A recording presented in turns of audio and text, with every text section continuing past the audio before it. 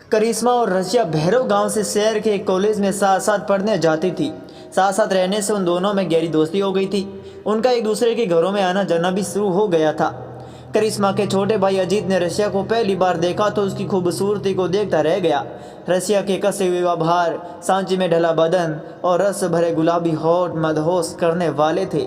Russia ने एक दिन महसूस किया कि कोई लड़का छिप छिप कर उसे देखता है। उसने करिश्मा से पूछा, वह लड़का कौन है जो मुझे घूरता है? वह कहकर करिश्मा हंसी और बोली, वह तो मेरा छोटा भाई अजीत है। तुम इतनी खूबसूरत हो कि तुम्हें कोई भी देखता रह जाए। ठहरो, मैं उसे बुलाती हूँ। इतना कहकर उसने अजीत को पुकारा जो दूसरे कमरे में खड़ा सब सुन रहा था। आता हूँ कहते हुए अजीत करिश्मा और रशिया के सामने ऐसा भोला बनकर आया जैसे उसकी चोरी पकड़ी गई हो। करिश्मा ने बनावटी गुस्सा करते हुए पूछा, अजीत तुम मेरी सहेली रशिया को घूर घूर कर देखते हो क्या?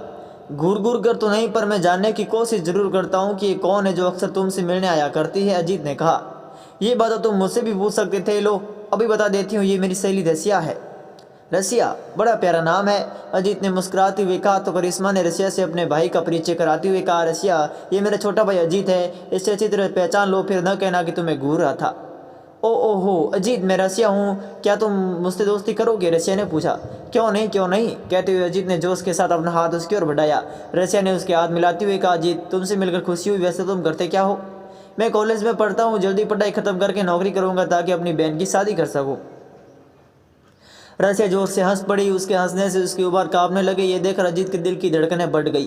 तभी रशिया ने कहा, वाह अजीत वाह, तुम तो ज़रूरत से ज़्यादा समझदार हो गई हो। सिर्फ बहन की शादी करने का इरादा है, अपनी भी शादी करोगे?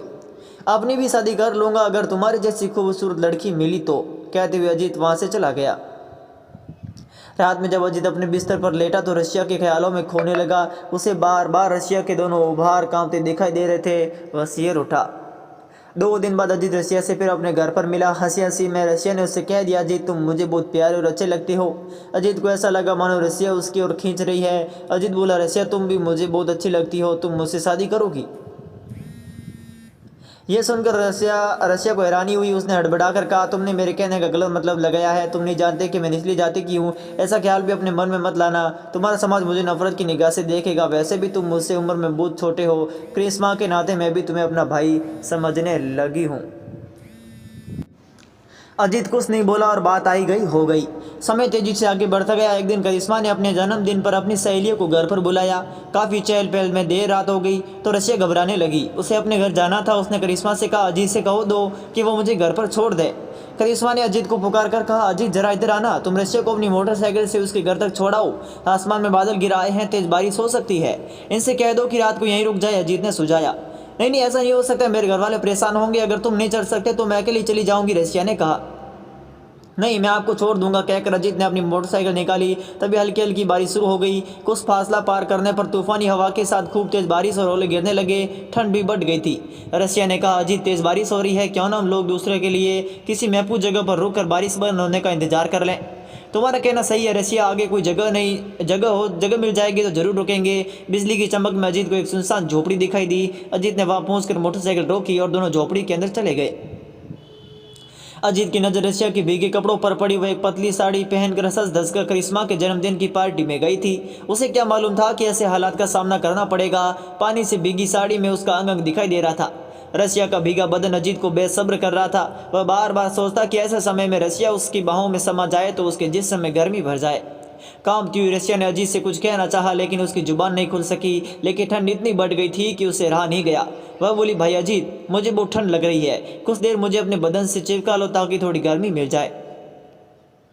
क्यों नहीं, भाई का फर्ज ऐसी हालत में मदद करना, कहकर अजीत ने रशिया को अपनी बाहों में जकड़ लिया। धीरे धीरे वह रशिया की पीठ को सहलाने लगा। रशिया को राहत मिली लेकिन अब अजीत के हाथ फिसलते फिसलते रशिया के उभारों पर पड़ने लगे और उसने समझा कि रशिया को इतराज नहीं है। तभी उसने उसके उभारों को दबाना शुरू किया तो रशिया ने अजीत की नीयत को भांप लिया।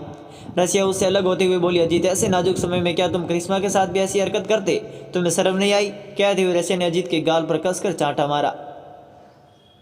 यह देखकर अजीत तिलमिला उठा। उसने भी उसी तरह चांटा मारना चाहा पर कुछ सोचकर रुक गया। उसने रशिया की पीठ सहलाते हुए जो सपने देखे थे वह उसके वहम थे। रशिया उसे बिल्कुल नहीं चाहती थी। जल्दबाजी में उसने सारा खेल ही खत्म कर दिया। अगर रशिया ने उसकी शिकायत करिश्मा से कर दी तो गड़बड़ हो जाएगी। अजीत झट से शर्मिंदगी दिखाते हुए बोला, रशिया मुझे माफ़ कर दो, मेरी शिकायत करिश्मा से मत करना। ठीक नहीं करूँगी, लेकिन इस शर्त पर कि तुम ये सब बिल्कुल भूल जाओगे, रशिया ने कहा। जरूर जरूर, दोबारा ऐसा नहीं करूँगा। मैंने समझा था कि दूसरी निचली जाति की लड़कियाँ किस तरह शायद भी कहीं दिल फेंक ना हो। तुम्हारे जैसे बड़े लोग जब निचली जाति की लड़कियों को गलत फ़ायदा उठाने की कोशिश करते हैं। सभी लड़कियां कमज़ोर नहीं होती। अब यहाँ रुकना ठीक नहीं है, बारिश भी कम हो गई है, अब हमें चलना चाहिए, रशिया ने कहा। दोनों मोटरसाइकिल से रशिया के घर पहुंचे। रशिया ने बारिश बंद होने तक अजीत को रोकना चाहा, लेकिन वह नहीं रुका। उस दिन के बाद अजीत अपने गाल पर हाथ फेरता तो उसे गुस्से में उसके रोंगटे खड़े हो जाते। अजीत रशिया के चांटे को याद करता और तड़प उठता, सोचता कि रशिया ने चांटा मारकर उसकी जो बेइज्जती की है वो उसे जिंदगी भर भूल नहीं सकता। उस चांटे का जवाब वह जरूर देगा। उस दिन करिश्मा के यहाँ खूब चहल पहल थी, क्योंकि उसकी सगाई होने वाली थी। उसकी सहेलियाँ नाचने गाने में मस्त थी। रशिया भी उस जश्न में शामिल थी, क्योंकि वह करिश्मा की खास सहेली जो थी वह खूब सज धज कर आई थी। अजीत भी लड़कों के साथ नाचने लगा। उसकी नज़र जब रशिया से टकराई तो दोनों मुस्कुरा दिए। अजीत ने उसी समय मौके का फ़ायदा उठाना चाहा। अजीत ने झूमते हुए आगे बढ़कर रशिया की कमर में हाथ डाला और अपनी बाहों में कस लिया। फिर उसके गालों को ऐसे चूमा कि उसके दांतों के निशान रशिया के गालों पर पड़ गए। यह देख रशिया तिलमिला उठी और धक्का देकर उसकी बाहों से अलग हो गई। रशिया ने उसके गाल पर कई चांटे रसीद कर दिए। जश्न में खलबली मच गई। पहले तो लोग समझ नहीं पाए कि माजरा क्या है, लेकिन तुरंत रशिया की कठोर आवाज़ गूंजी, अजीत, तुमने आज इस भरी महफिल में केवल मेरा ही नहीं बल्कि अपनी बहन और सगे संबंधियों की बेइज्जती की है। मैं तुम पर थूकती हूँ। मैं सोचती थी कि शायद तुम उस दिन के चांटे को भूल गए हो, पर मुझे ऐसा लगता है कि तुम यही हरकतें अपनी बहन करिश्मा के साथ भी करते होंगे।